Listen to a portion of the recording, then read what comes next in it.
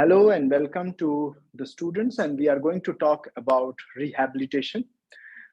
As we all understand that when we are talking about yin yoga, we are not talking about general practices, but we are also talking about how to work on restorating part of yoga. Restorative yoga is very important because as we grow old, our muscles are getting atrophy. And as we are reaching towards atrophy, we need to develop more fibers rather than having replacement of fats in our body. We need to have better range of motion, and the better range of motion can only be received when we start working in isometric movement.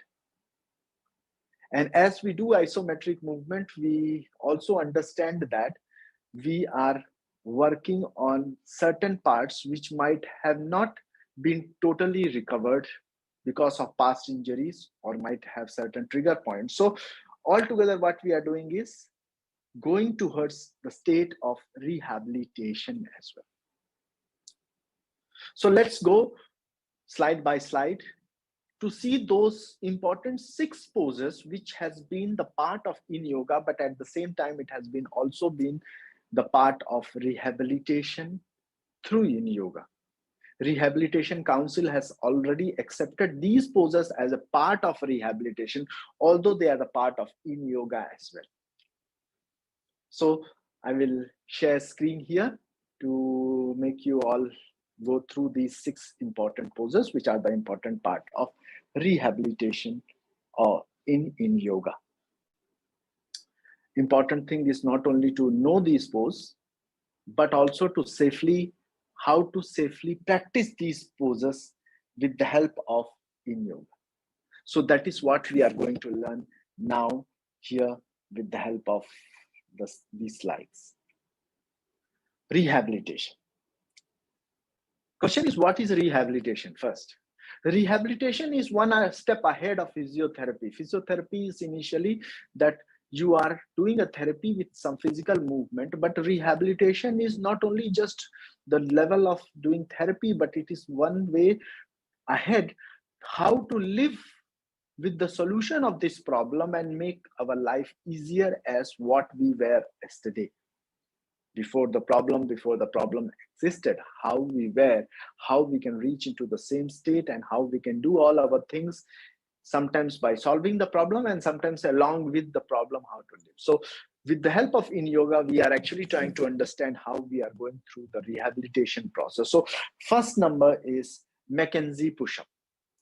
People who have problem in the lower back, people who have bulge disc, people who have problems with stiff disc, people who stiff back, people who have problem in their abdomen. So how they work on Mckenzie push-up. So you can see here Mckenzie push-up, where the person is really bringing the entire support with the help of his hand, and he's trying to create extra stretch. We can call it as the hyper extension of the spine, to that extent that back or behind facet of the spine are really getting a kind of compression.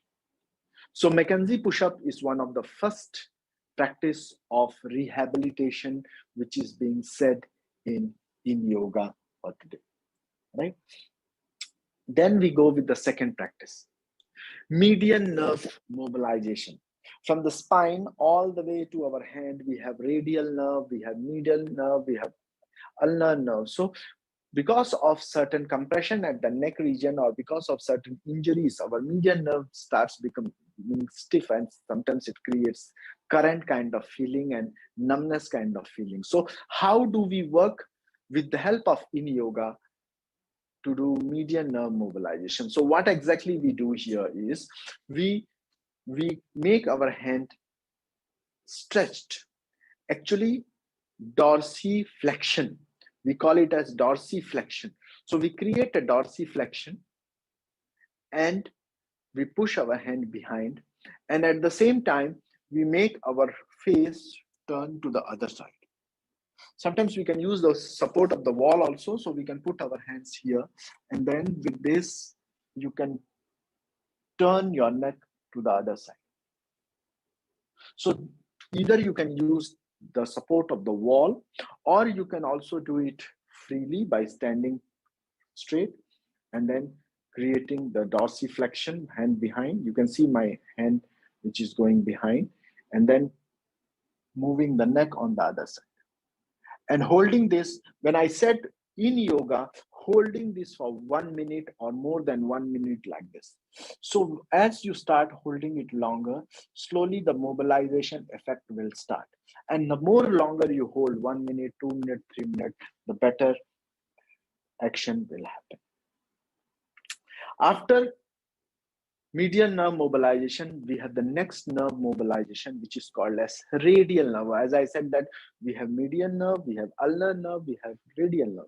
So for the radial nerve, make the fist and then rotate, twist behind. And after that, when it is behind, you make it like this, which means your wrist gets plantar flexed. This is plantar flexion, this is dorsiflexion, plantar flexion, dorsiflexion. So you are creating a plantar flexion like this. So behind your hand goes like this. And then again, you turn your neck on the opposite side. Right? So you can, again, as I said, that you can do it freely, or you can use the support of the wall also, where you can take the support of the wall and then you can twist your neck on the other side. You can just twist, twist, twist. So the entire hand is on the wall and you twist your body and look on the opposite side. Hold it longer, 30 seconds, 45 seconds, 1 minute, 1 minute, 15 seconds, 1 minute, 30 seconds. So the longer you hold, the more mobilization will happen. So ultimately, what are we doing? We are working on our shoulder. We are working on our elbow, so that we are able to overcome from the situations which may lead to disorders or disease in future. So, and especially those people who already have this problem and they are in the path of recovery. So we are doing a rehabilitation for them so that they can be better. And those who have really physical defects, they can live with the problem by solving it in a nice way in the process of rehabilitation. So after radial nerve mobilization, we can reach to the state of which is called as shoulder mobilization. Now, shoulder mobilization. People have rotator cuff injuries. When they try to lift their hand, I cannot lift, it's very painful. Bringing it down is also painful. Cast hand gets stuck like this. They cannot move. After sometimes it is relieved. But again, when they try to lift this, it's very difficult to lift up. Sometimes this problem is by lifting front. So either the problem will be on lifting straight or the problem by lifting front. So in that condition, if you are not able to lift your hand from the side, you lift your hand from the front. Bring it straight. Hold it here for 30 seconds to 1 minute. Slowly shift it 45 degrees. Again, 1 minute. Bring it to the side, 1 minute. Hold. And slowly bring it down. This is called a shoulder mobilization. So when the problem was lifting on the side, you lifted from the front. I repeat, when the problem was lifting on the side, you cannot lift from the side, you lifted from the front. But what if your problem is lifting on the front? It is so difficult. You cannot lift from the front. It's so painful. So in that case, you lift from the side first. Stay here for 1 minute. Om, Om, Om. Bring it 45-degree angle. Stay here. 1 minute again. Bring it front. And then from here, slowly bring it down.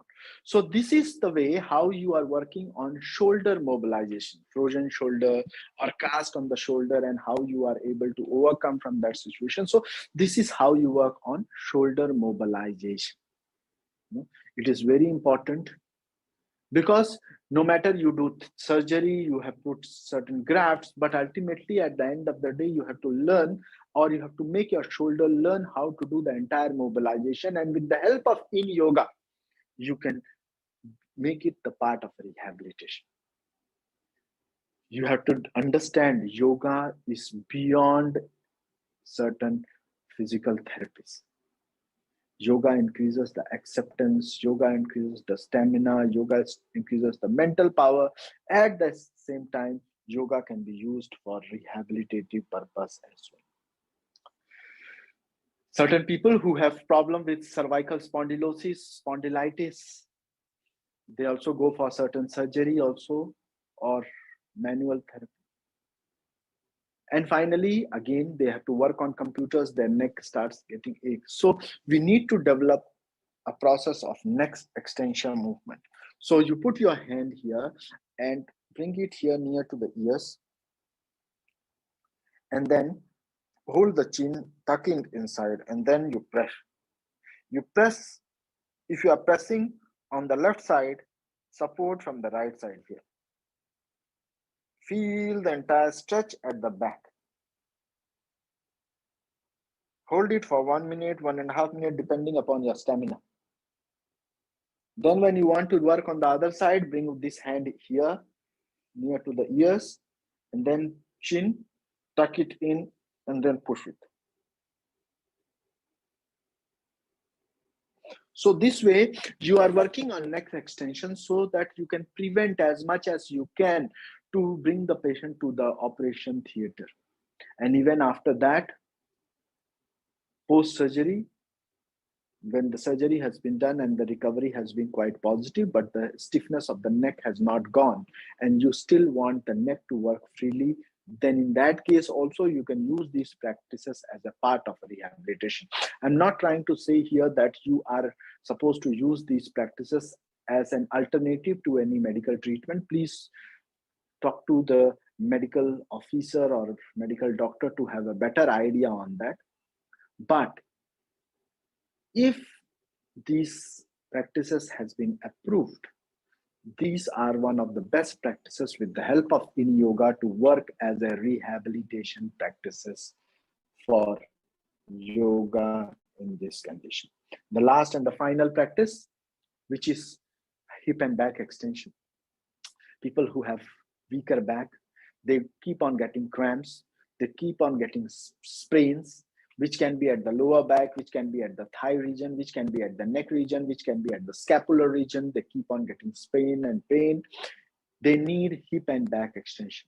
You can place the bolster under the knee, you can place the bolster, another bolster under the chest, and then you can hold the posture for 2 to 3 minutes long and maintain the hip and back extension.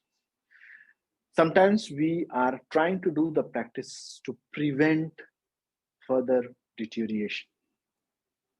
In yoga is meant and designed to work on this level. Our aim is not to really work only on yoga practices, yoga stretches only, but our aim with the help of in yoga to go beyond these boundaries where yoga has been only used for the fitness, but beyond this boundary, how we can do the restorative practices with the help of in yoga, how we can use in yoga for the betterment of the mankind, how a yogi can become one of the best examples that even after the surgery, we can do certain rehabilitative practices which can do benefits for the health of mankind. I understand my viewers, they are somehow serious to understand the in-depth knowledge. Of course, we have yoga therapy courses to have more in-depth knowledge about different diseases. You can plan to join those courses as well to have better idea about different diseases. But here, These are the 6 practices of rehabilitation as per in yoga. Thank you very much for being the part of this journey of my lecture. Namaste. See you again in the next video.